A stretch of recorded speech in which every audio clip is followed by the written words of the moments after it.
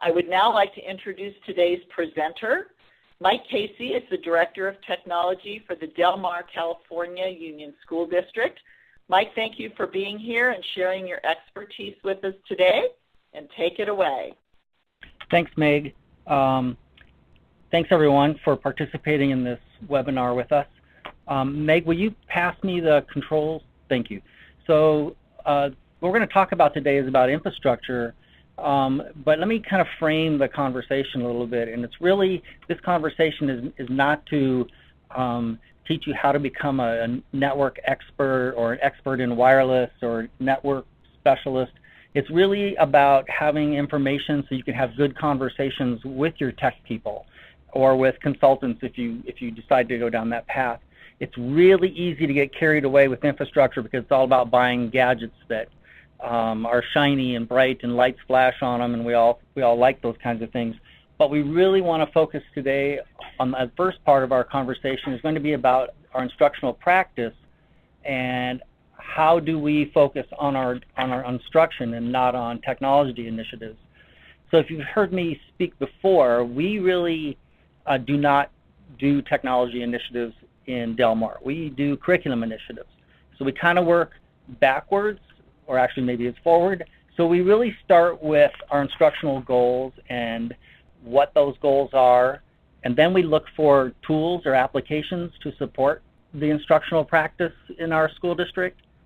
And then we look at devices, whether they're iPads or Chromebooks or laptops or whatever the new device is out there to do that, and what devices best support those tools that support those instructional goals.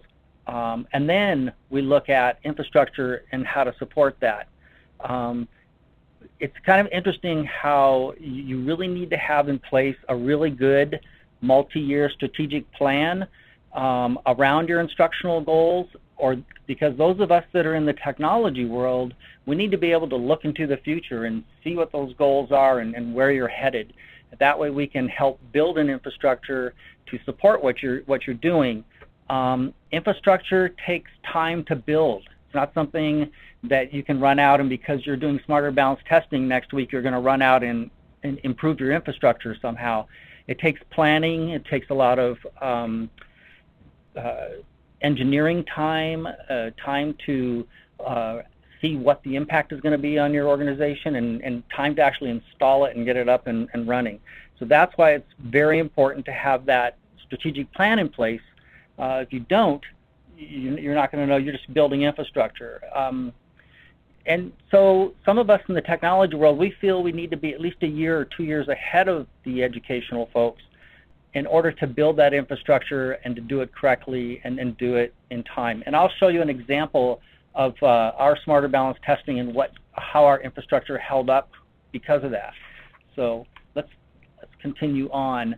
The end user devices, we're not very good at predicting the future sometimes with what devices are going to be out there, but I can almost guarantee you that any device that our students will be using, and our teachers, it will be wireless and it will be mobile. So they're going to move around, they're going to be going from room to room, from room to the quad, they're going to be going home. So those devices are going to be mobile, and we will require more bandwidth.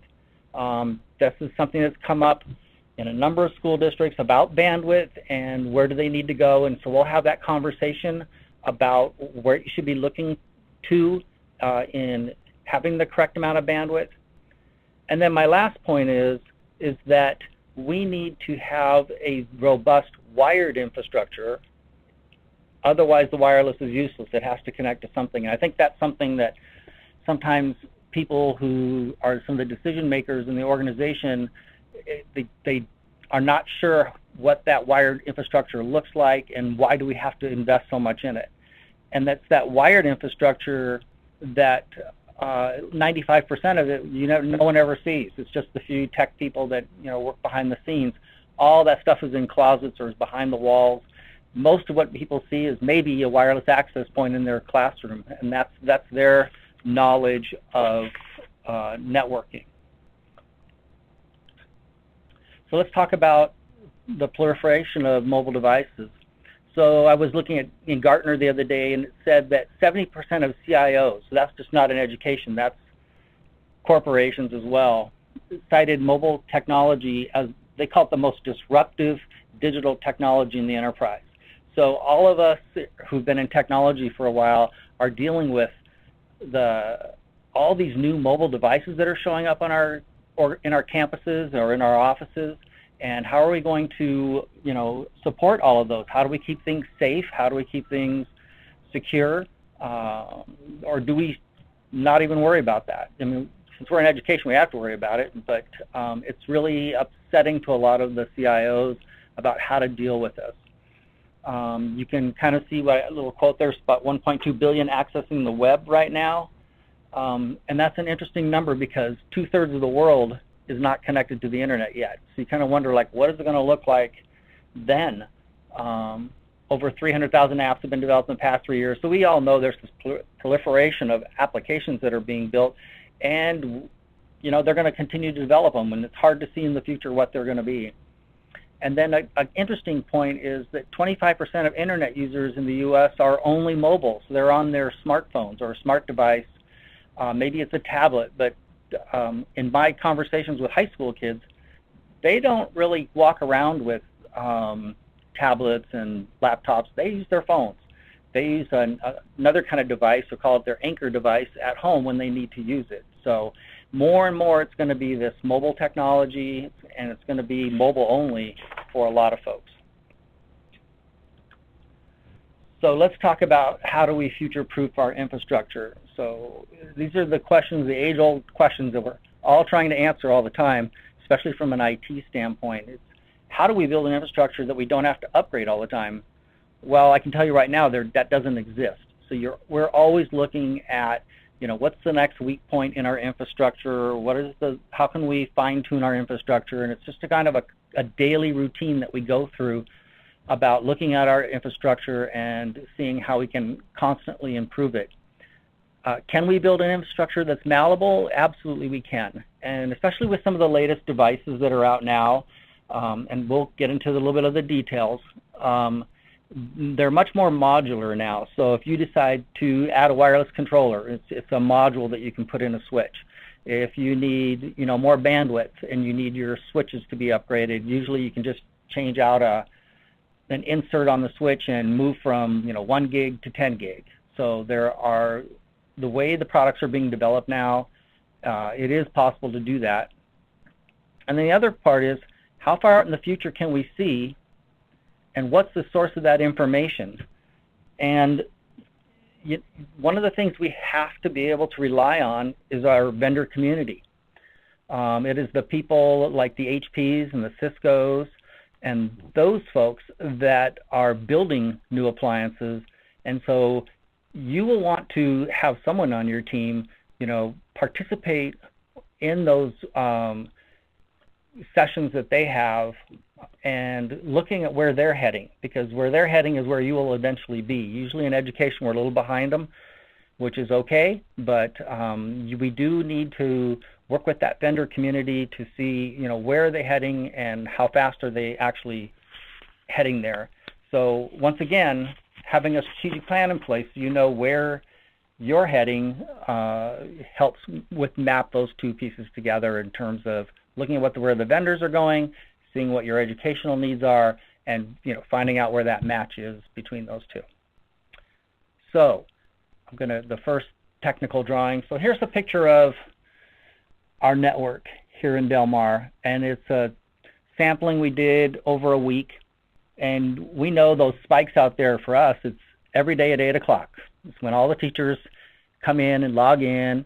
They're checking Facebook, they're checking their email, they're taking attendance, they're doing all those kinds of things. So that's what our network looked like. And then we took another picture during Smarter Balance testing. We did the same kind of picture, and that's what the picture looks like. It did not change.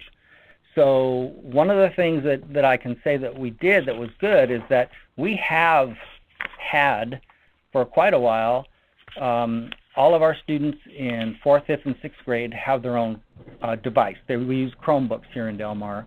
And so we've built the infrastructure to support that technology and for every kid to have a device.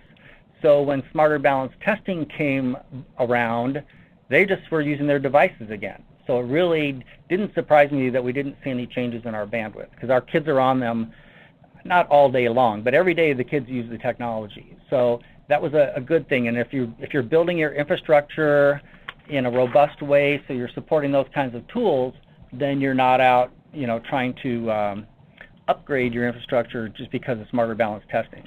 Smarter balance testing should not be the reason why you're upgrading your network or improving your network. You should be doing it because of the rich media applications and the bandwidth that's needed to support the instruction. It just happens that smarter balance came around, and actually I think it just prompted some people to thinking about upgrading because of that. There was a lot of technology purchased prior to smarter balance testing just to support that test. So let's talk about upgrading.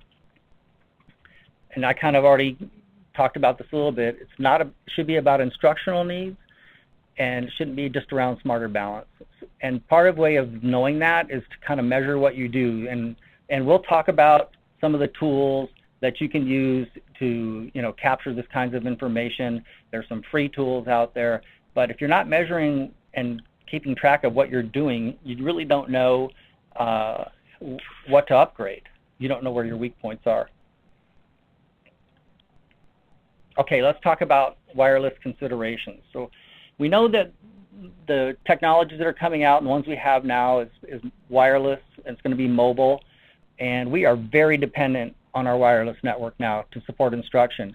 As I said, it's no longer a luxury. It has to work all the time. If it's not up and running all the time, then our instructional practice shifts or has to change. And so we treat it like a utility here, and so we do everything we can to keep that wireless up and running all the time. There are some things to consider when we talk about the readiness before you get started into wireless. Part of it goes back to having that common vision, and having that common vision between your curriculum department and your IT department. And it kind of goes back to a conversation I had earlier in one of my presentations about who's sitting at the table. And I mean by that, who's at the cabinet level and communicating. And if both those people, or both representatives of curriculum and technology, are not there, then you're going to have a disconnect, or at least it'll be a lot more difficult for those conversations to take place. But that's where, as an IT person, you can glean into what is happening and what are they thinking about on the curriculum side of the house, so that you can interpret that and bring that back to your IT staff and decide, what is it we need to build in order to support that. So we really start with that idea in mind. What are the instructional needs? What are the goals for your implementation or upgrade? What's your current wireless environment look like? That's another thing to look like. Do you actually have a map of it? Do you know where everything is? And what platform are you going to use? So you'll hear me talk about building homogeneous platforms. So that will really help you in terms of support, is to have a homogeneous environment when you're rolling it out. There's 2 or 3 really good wireless vendors out there, and it's pick one, and that you can support and that you can maintain. And then you have to decide, what is the capacity that you're going to have to support, and what is the density of your environment. And I mean by density, we'll talk a little more, but the density is, are you building a network that I can have 30, 40, 50 students in a room all accessing it, and they can have other devices when somebody else walks in and they won't get a bad connection. So the density of where you put your access points is important. The other thing to think about before you launch out on wireless too far is, how are you going to manage it? So you really want to make sure you invest in wireless technologies that actually have management, and that you have the tools to actually manage them. So an example would be, if I have 300 access points in my school district and I need to change a configuration, I want to go to one place and make the change, and then it propagates out throughout my network, so it makes all the changes for me. Monitoring, you need to have some kind of tool to monitor what you're doing, so we can talk about that a little bit more, and then we'll talk about our homogeneous environment. So I'm going to go into these a little bit more detail. So let's talk about wireless density and coverage versus saturation. So I kind of just did a little scenario here. If I can walk around my campus and I can stay connected wherever I go, and I can go into classrooms, and if students or a lot of students are using it, I may lose my connection or performance is poor. That's what we call coverage, meaning you can roam your campus, but can you be in a room with students and have 30 more students walk in, and they all have cell phones or smartphones that are going to go grab IP addresses as well? So that's what I would call a covered network. And that's kind of where we all started. We all started out like, how far can I walk away from one access point before I lose my connection? And so I'll put another access point there, and we kind of walked around, and you did these things called heat maps, and you would go to see where you could stay connected, because we didn't have the proliferation of wireless at that time, of devices at that time, sorry. So then we come into a different kind of environment, which is I call a saturated environment. And a saturated environment is what I've been describing, is that you can walk into a room, there could be 30 students on their devices, I don't lose my connection, I have good performance, and then 30 more kids can walk in the room. And so the wireless technologies now are intelligent enough to manage that kind of environment, and that's really where you need to go. So what we did here in Del Mar was we just stopped trying to guess where to put wireless, and we just put it everywhere. So every classroom has a wireless access point in it. And then all of the other teaching areas, whether it be a library media center or an auditorium, they all have their wireless access points in them as well. So it is we're beyond the point of trying to guess where to put stuff, just put them in all the classrooms. So that's the difference between coverage versus the saturated network. Okay, a little bit more detail, and this, I'm sorry for all the technical part here, but it's good to kind of understand where we're going. And you can see at the bottom of this slide, it says wireless is moving to 1 gigabit, and that is absolutely true. So let's talk about the frequencies that wireless works on, and this is kind of, again, kind of nerdy, but wireless works on 2 different frequencies, either 2.5 gigahertz or 5 gigahertz.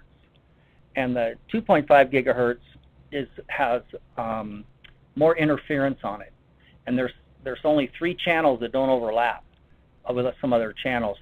So think of wireless as in walkie-talkies, because that's really how it works. They're radios, and so when we were kids, we could get so many people on our walkie-talkies, and then if somebody else came along, maybe their walkie-talkie was green and mine was red, and so they didn't talk to each other.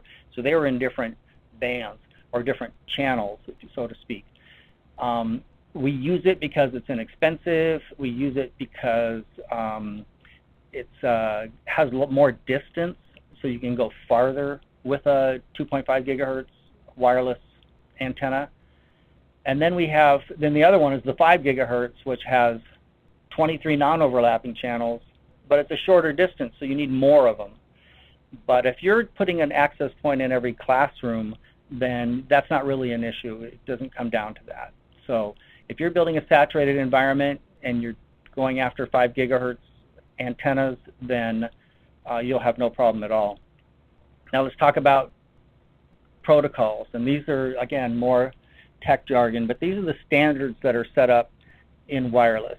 And so when you buy a device, it supports one of these types of wireless protocols, whether it's 802.11a or BGN, or the new one is called AC.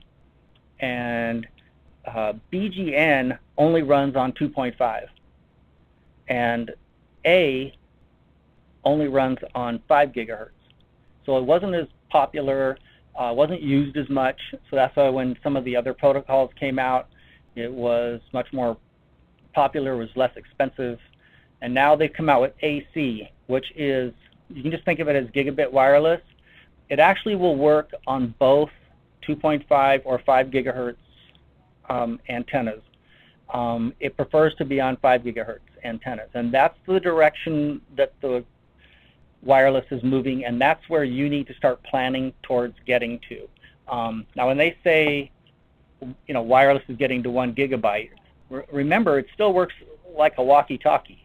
So even if you have 30 people on an access point, even if it is 1 gig, they're not getting that much throughput. You just can't do it. It divides the bandwidth up among those users. But it's doing that with the slower antennas as well. So it's a good move that it's moving to gigabit. Where will it go in the future? Again, we don't know, but we know gigabit is right around the corner, and they've actually started. There are some devices now that are actually coming out with 802.11 AC wireless cards in them. So that is where we're heading. Okay, let's talk a little bit about the management of wireless. There's a couple of different ways to do this. So wireless controllers is what manages all of your access points. And where you put those wireless controllers, there's an older way to do it and now a newer way to do it, of course. The older way to do it would be to have 2 wireless controllers. So you always have redundancy built in. You need something to fail over. And you would put those either at your school site or you would put them in your central office, depending on the size of your school district. So we're a small school district. We only have 8 schools. So I can put 2 wireless controllers in our data center, and they can manage all the wireless devices in our school district. I have 2 of them because I wanted them, 1, they load balance, and 2, one is a failover for the other one. So if one of those went down, the other one would pick up that other 50% of that load. And as I said before, we are so dependent on wireless now that if one of those controllers went down and we didn't have a backup or a failover, then devices could not issue out IP addresses. So then all of a sudden your wireless isn't working anymore. So it's real important to look at the redundancy of that as you go through it. Now today, the more modern switches actually have a wireless controller that you can build into a switch. So now you can localize it on a school site much more easy and cost-effective than you could centrally. So we really want to move towards localizing wireless controllers is the latest move, and that way it keeps all of that traffic on that site. So if you have centralized controllers, just think about it for a minute. If you have centralized controllers and your access points need to contact that wireless controller, it's got to go across your wide area network, get information, and bring it back. Well, if it's localized, it's not pushing that traffic across your wide area network anymore. So that is the latest designs that are out now. And again, it's inside of a localized switch. So again, we've talked about those 2 issues about controllers, and we'll take a picture of that. We'll show you some pictures of that in a couple of minutes. Okay, monitoring. We mentioned before that you really need to monitor what's happening on your network. What's the traffic look like? How are you seeing access points? How do you know when something is off? How do you know when something goes down? So there's a couple of tools that we use. SolarWinds is a very popular tool. It's actually a product that you have to purchase, and we use that to monitor not only our network but all of our servers as well. So if anything goes down, if a fan goes off in a switch, we'll know the fan went off. If we see traffic patterns that are abnormal, it'll notify us. So it gives us all the information we need to know what's working and what's not working on our network. And then another tool that is very popular is Wireshark, and Wireshark is free.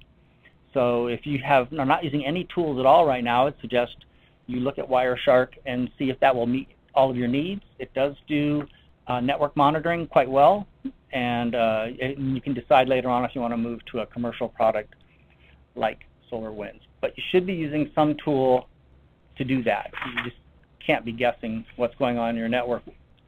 So let's go ahead, and we're actually going to take a little bit of break right here, and Grace has asked if anyone had any questions.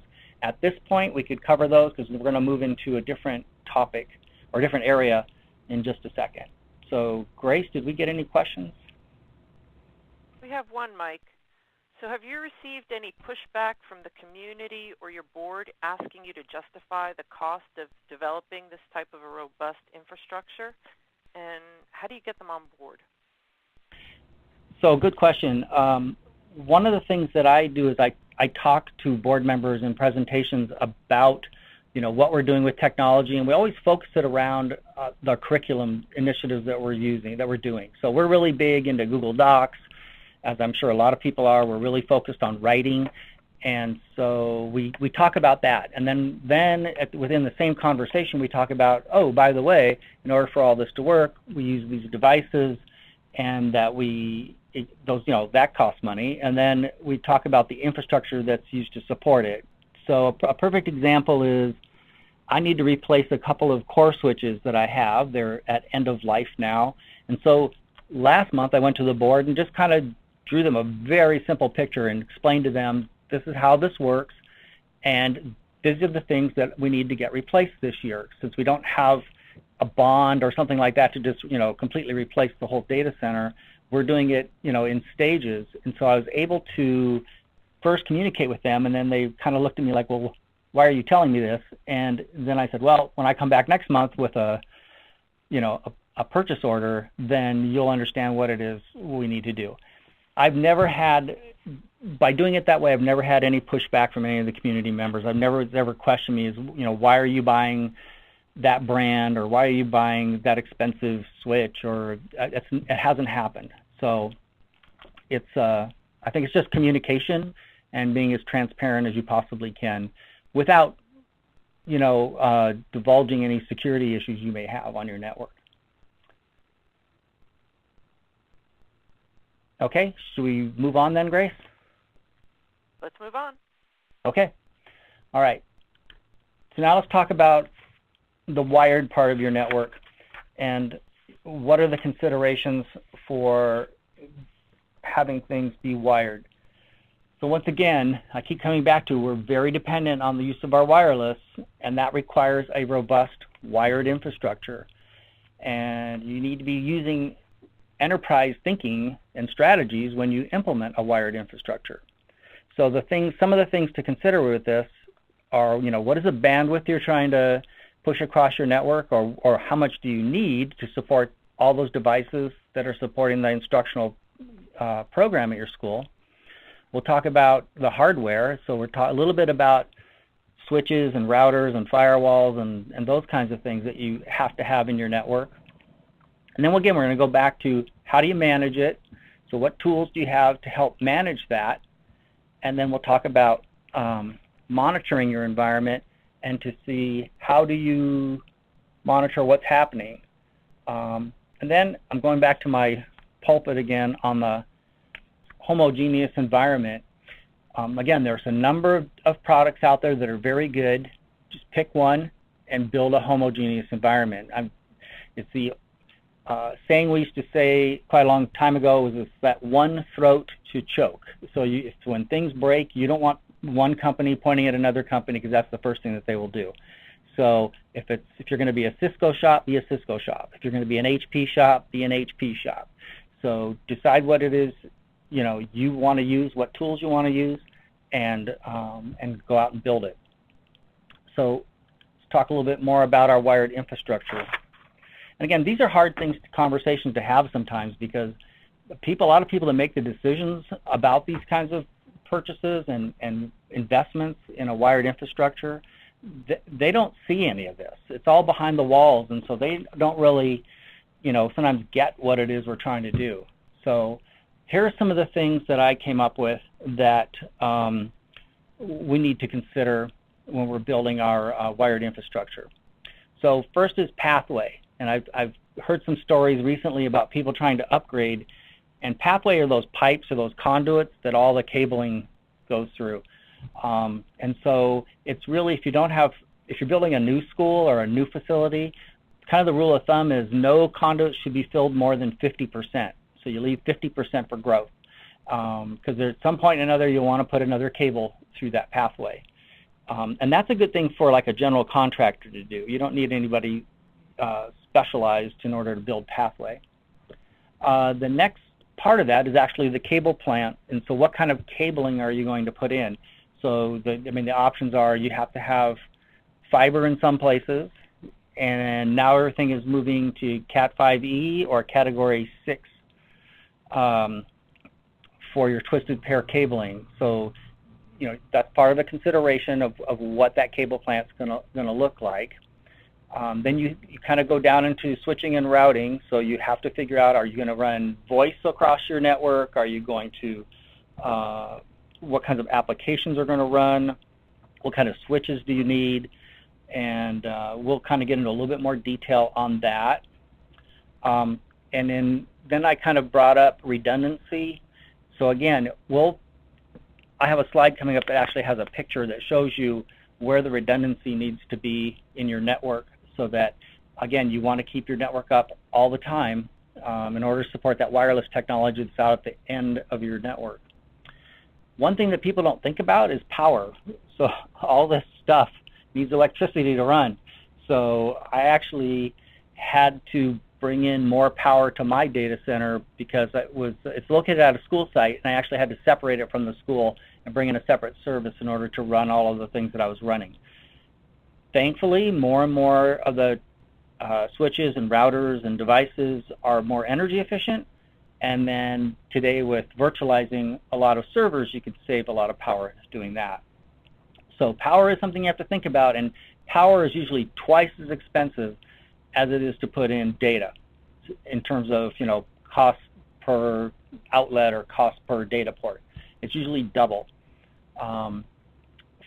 Firewalls, we should have firewalls protecting our environment, and that is one of those places where you should have redundancy. You should have more than one firewall. You should have two of them and one in failover mode. Filtering, almost all of us filter because we're in California, or we're in somewhere in the U.S. where we're using E-rate funding. So that's a requirement for E-rate, is to be able to filter and to monitor. So you need to make sure that that's in the right place. We'll talk and I'll show you a picture of core switches and what they support and why that's so important to have redundancy in your core switches. A little bit about data center and where it's at, and then we'll look at our internet service provider. That's what ISP is. And we'll talk about why we use certain ISPs and what are the advantages for some of those, using some of those ISPs. So we're going to go ahead, and now we're going to take a look at what does a classroom look like, and how does it actually work. So again, I wrote these are very simple drawings, and we will just kind of go through them in detail. So in the lower left, you can see the little girl who's on her computer. She's wireless, and she's happy. And above her head is a wireless access point. That's what that little symbol is. And then it's connected to a switch somewhere in your school. There's they call MDF, or main distribution frame. And MDF would have a router in it because we're running voice through ours. And it would have a switch connected to it. And it probably has a bunch of switches connected to it. I just made a very simple diagram. So just kind of think that you've got a router at your school site that's moving traffic on and off of your school site. You have switches that go out to devices. And then you have other, what they call IDFs, which are intermediate distribution frames. And that is the phone closets throughout your school that you have fiber running to, so that you can actually put more access points out, or telephones or computers or whatever is connected to that switch. But my point here was that this is how you actually get that wireless to work. One of the key things here on your switches is that you will want to purchase power over Ethernet switches.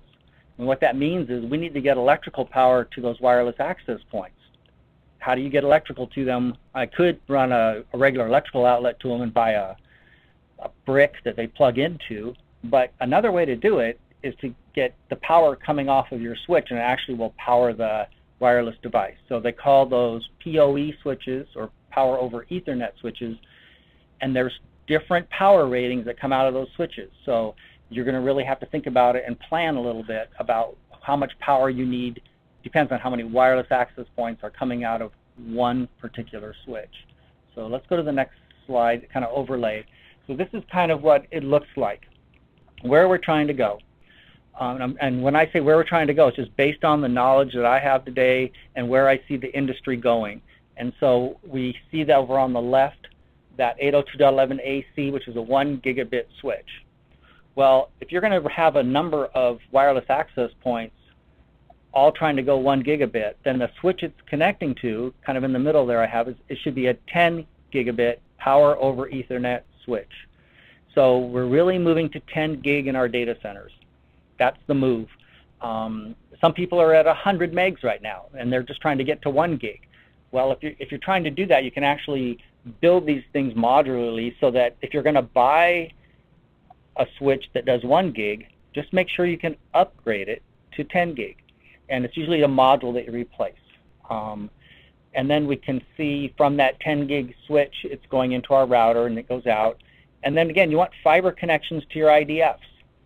And how fast you want those to go? As fast as you can push them. So again, if you're coming off a 10 gig switch, it's going to go 10 gig across there. And then you can just see how we build the IDFs out. So it's really, the mantra is go to 10 gigabit for your backbone of your network, because you're supporting a number of devices that you're trying to get out there. Especially if you're going to 1 gig wireless, you can't, I'm repeating myself, but you can't have a whole bunch of 1 gig wireless access points go into a 1 gig switch, because it's going to bottleneck there. So you're going to have to beef up those switches in your core. Now let's step back a little bit, and we're going to see, well, where does that router connect to? So we're kind of started from the classroom, and now we're going back to what we call the district's main point of entry. So it's usually where your data center is. So let's actually kind of go backwards, and you can see we're connected to this internet cloud, and that's, you know, where we're getting, that's our ISP, that's where we're getting our connection from. It could be your county office of education, it could be a telecommunications company like AT&T, it could be Cox, it could be Time Warner, it could be another vendor out there that's selling internet services. But somehow you're connecting to that internet service, and it's providing you. It comes through your firewalls, and notice I have 2 of those there. And those firewalls is what protects us from the rest of the world. It goes through our filter, not the content filter. I only have 1 of them. I feel the worst thing that could happen is that content filter went down. It just passes the data through it, even if it's, as long as it's powered on. So I'm not too concerned. I could get another filter out in place in a very short time. Then you go into your core switches, and again, those are redundant. So those core switches run your entire environment. And you can see I have it connected to our I call it just our IT environment, or it could be data center if you want to call it that. But the IT environment is where all the services are provided for the school district. So it could be your financial system, your HR system, your email system, you know, whatever it is you're providing to your organization. So let's look at what that looks like and what that should be. So when you're, again, we're going back to that idea that we're trying to get to 10 gigabits inside of our core. So again, you want to make sure that that connection you have from the internet to your firewalls should support 1 to 10 gig fiber. And so that's really working with your vendor, who's providing that connection, who's providing your circuitry. To do that, a lot of times it's companies like AT&T or Time Warner or Cox that's providing that actual physical circuit that you're connecting to. So make sure that that you can adapt it. If you're going 1 gig now, can you get it to 10 gig without replacing a whole bunch of parts? So that means that my firewalls need to support 10 gig, my filter needs to support 10 gig, my core switches have to support 10 gig. And on the left-hand side, you can see kind of how those core switches, how it would connect out to the school routers. So you may have, we would have 8 of those. You may have 20, depending on the size of your environment.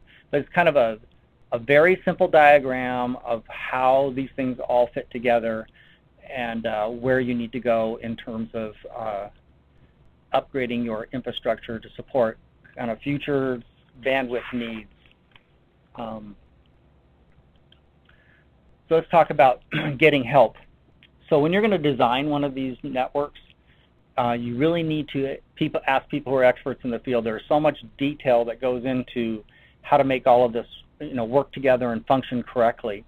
If you can describe what you're trying to do and describe the applications, we're going to go back to that curriculum part. If you can describe that to a network expert, then they can kind of understand and help you scale your network appropriately. So where do you get help? Well, there's the vendor community and consultants, and I actually do use the vendor community to help me at times. We are a Cisco shop, and Cisco has engineers that will come out and sit with you, and they don't charge you for it, and will help you kind of figure out what your needs are and where to go, and at least to the point where you could write a RFP or an RFI for that. You need to be careful that you're not going to have any conflicts of interest. We don't buy directly from Cisco. We buy through their value-added resellers. So that's why they offer that service to you. If you're going to use other consultants from private companies, then they would have to understand that they would not be able to bid on any RFP that you send out. At least that's the rules of engagement that I'm used to working under, is that if you help me write this RFP, you can't bid on this RFP. You'd just be an unfair advantage to them. And of course, you can always ask your county office of education. We have a very good relationship with the county office of education. They have a great networking staff there, and we collaborate with them quite often on a number of things. So there's a couple of places you can go to get some help as you're going down this path. Okay, we have another opportunity for questions.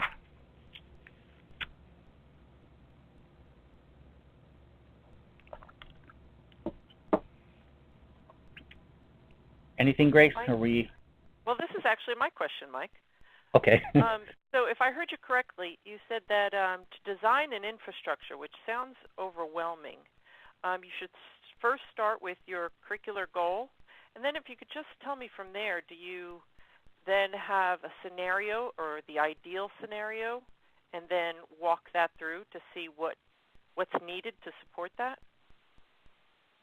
Absolutely. So if you can describe to someone who's helping you what it is you're trying to do. I want all of my kids, grades 4 through 8, to all have their own device, and we're going to be on Google Docs, and that's going to be our killer app. Then somebody who understands that would take that information and say, well, here's what your bandwidth needs are for today. Here's what it's growing if you're going to add more devices. And they would be able to sit with you and be able to help you plan out, like, what does the ideal situation look like? And then usually what happens after that point is budget gets involved, and it's what can I afford to buy. So my point being that if you can, as long as you buy devices that can be easily upgraded or support more bandwidth, then that's okay. You can always upgrade at a very inexpensive cost, like, for example, to go from 1 gig to 10 gig if you're buying the right devices meaning like switches and routers and firewalls that will support up to that bandwidth.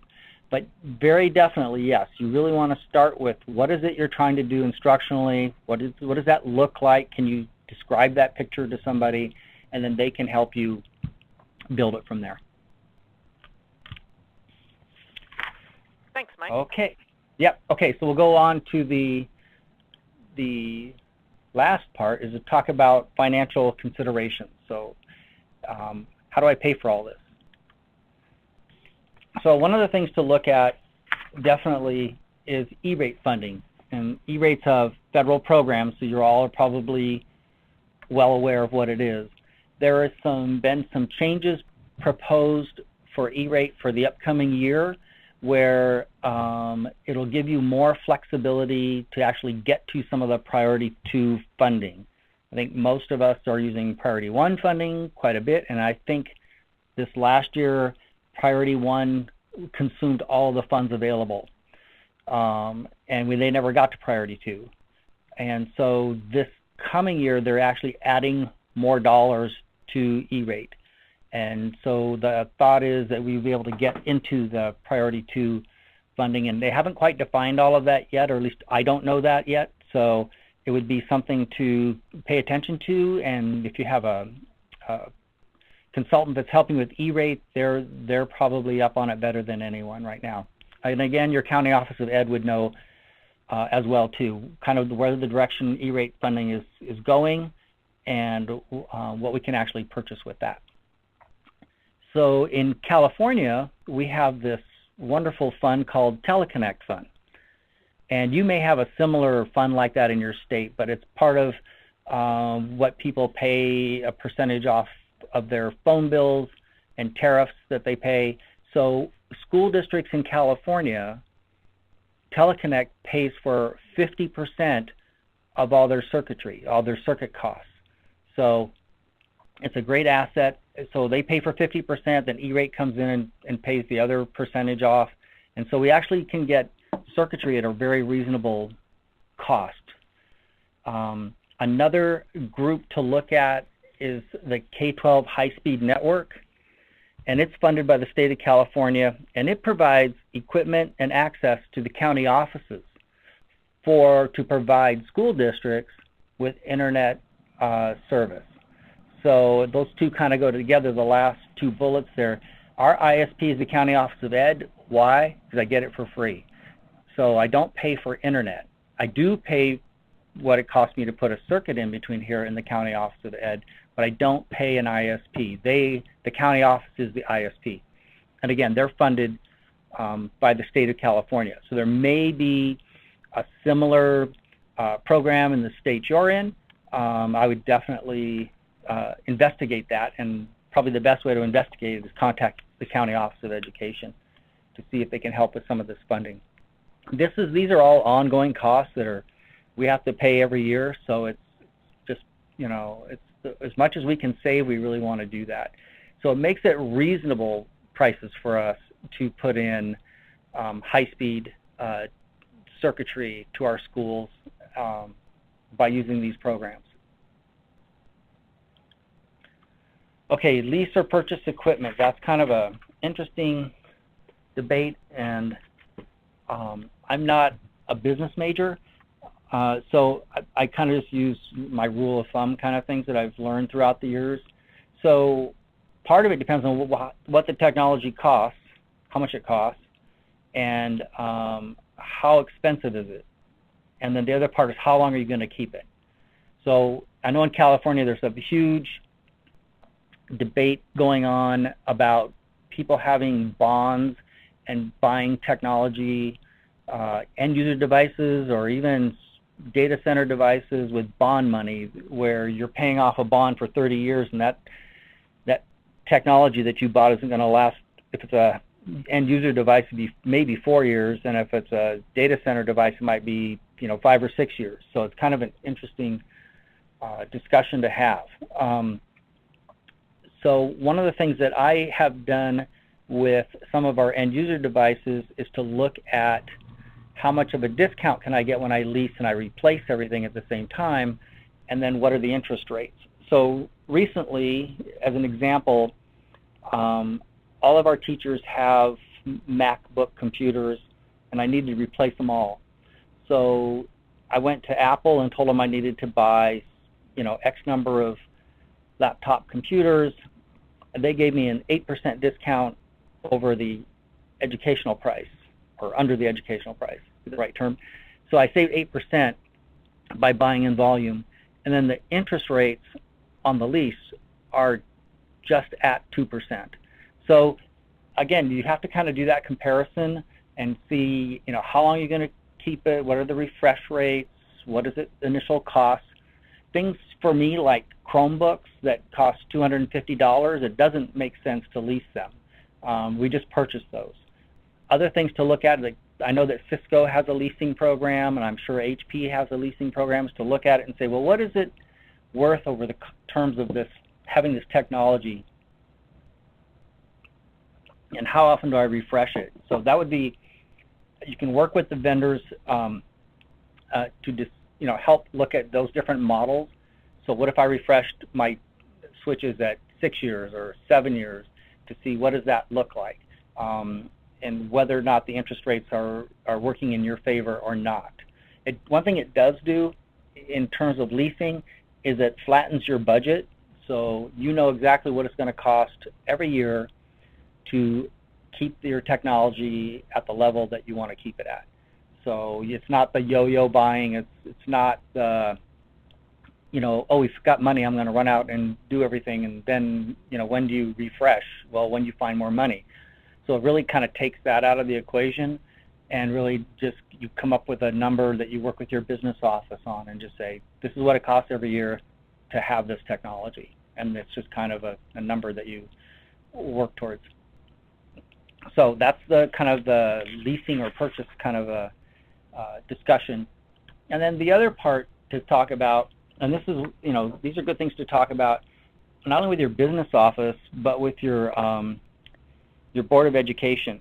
So we've all heard of the terms, return on investment or ROI. That's a very common business term that whenever you do something, what's the return on investment?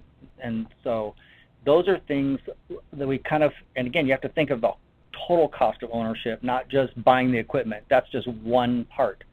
So you've got things like hardware and software. You've got maintenance contracts. You've got, what does our IT support look like? Do I need to hire more people?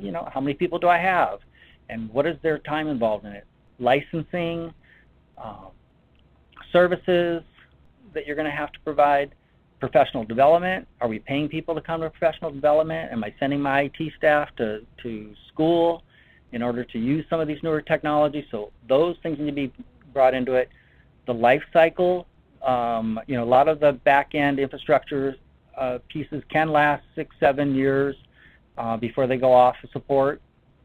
And then there's the indirect costs, which we have on everything that we do in terms of your purchasing office and your maintenance and your warehousing and all of those kinds of things. So that's really the traditional ROI, total cost of ownership model. There's some newer thinking, and it really goes along well with us in education, what they call value of investment. So value of investment would be the total cost of ownership plus these 4 bullet points. So one is the anticipated savings, and those are the things that are really about, are people more productive? Are we using the concept of cost avoidance, so actually we don't have to spend money maybe if we make an investment? So these are those things that you can sometimes measure and sometimes not. What are the qualitative benefits for this? And by that I mean non-financial benefits. So maybe it's how well is this supporting our strategic plan? How is it supporting student achievement or student equity? Is it impacting student behavior and safety? Is it supporting our students to gain those 21st century skills? Is it a thing that's really good? It's community goodwill. The parents are happy. They want their kids to have these tools. They want their kids to gain those 21st century skills. So those are some of the things that are not measured in dollars necessarily. And then looking at your risk assessment, what is your probability of success? And part of that is, do you have good project planning in place? Did you do good project planning? Are you able to mitigate your risks as you were doing your implementations? And then evaluating results. Part of it, was it worth it? You can review actual costs and make sure that, see how that came out as to your estimated costs. And then most of all, did you achieve the objective that you were trying to achieve? So did we actually put devices in kids' hands? Could they all be on Google Docs or whatever your killer app is all at the same time? Did everything work well? Did good bandwidth? Nothing went down? So those are, again, all those things are part of that value of investment. So I think with the business office, you can talk more about that total cost of ownership, but also this value of investment is a good area to bring up, especially when you're talking to community or board members as well. All right, so our last slide. Is any final questions or thoughts? And you can see my contact information there and my email address. So if you think of something later on, you can always email me. Again, I'm the Director of Technology at Del Mar Union School District, and I have a book that was recently published called Next Practices, and it's really a guide for education decision makers and it really describes about why technology projects fail in K-12. So that's it.